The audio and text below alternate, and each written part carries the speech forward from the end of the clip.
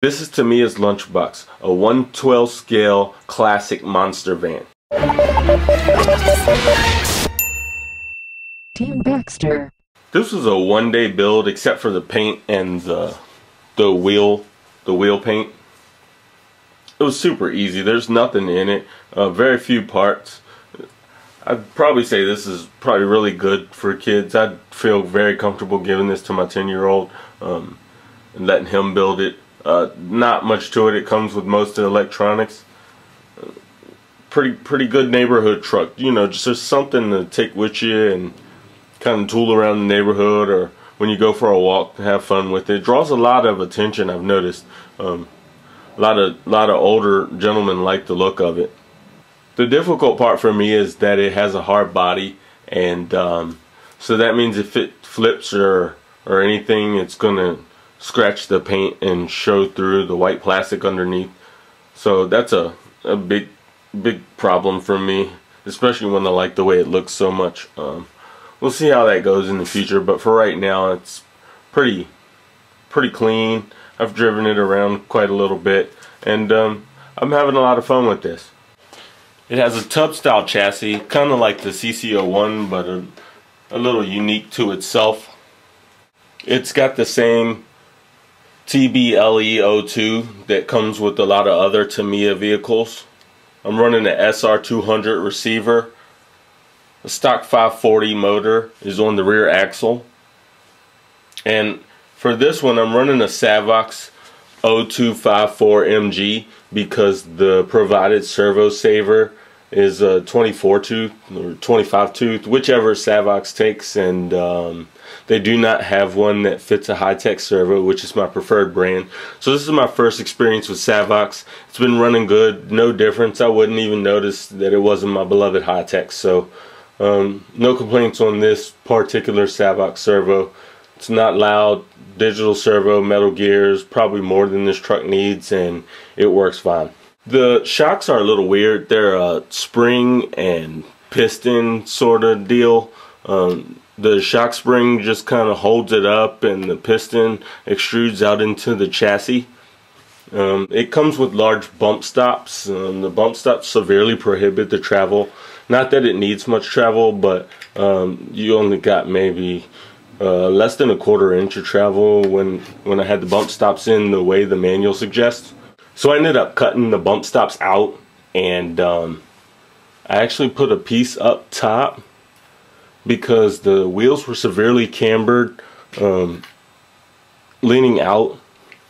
I've done a little bit to kind of correct it, but they were sitting at a severe angle, and research on forums suggested a couple things up top. What I came up with is I used a piece of the bump stop, put it up there, and zip tied it around, and that's working for me. It straightened the wheels out considerably, and it's pretty good for me.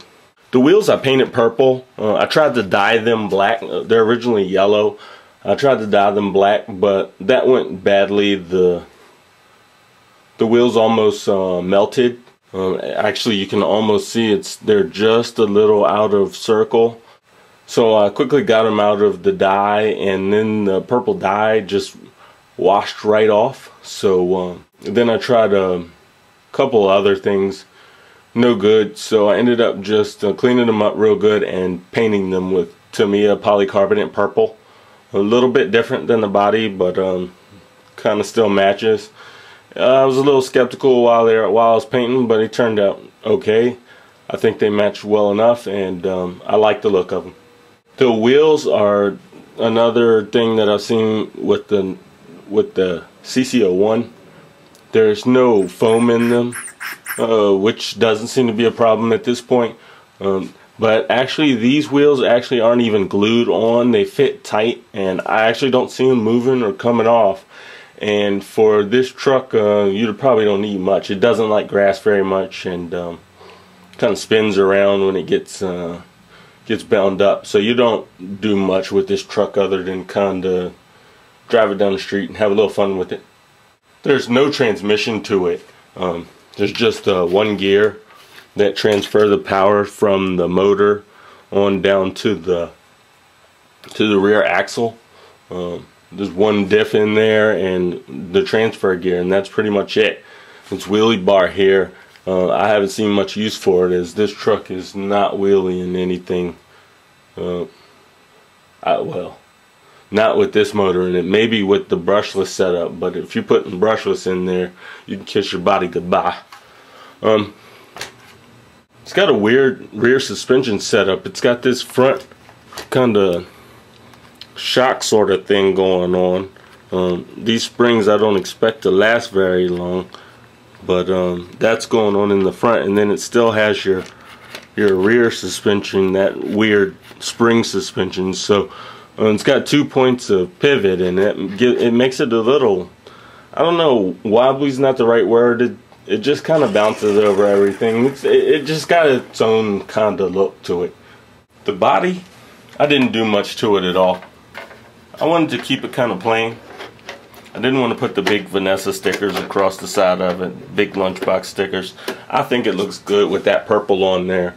I did a little flake on there, so when it's outside in the sun and the light catches it, it shines. It's got a nice little bright sparkle to it.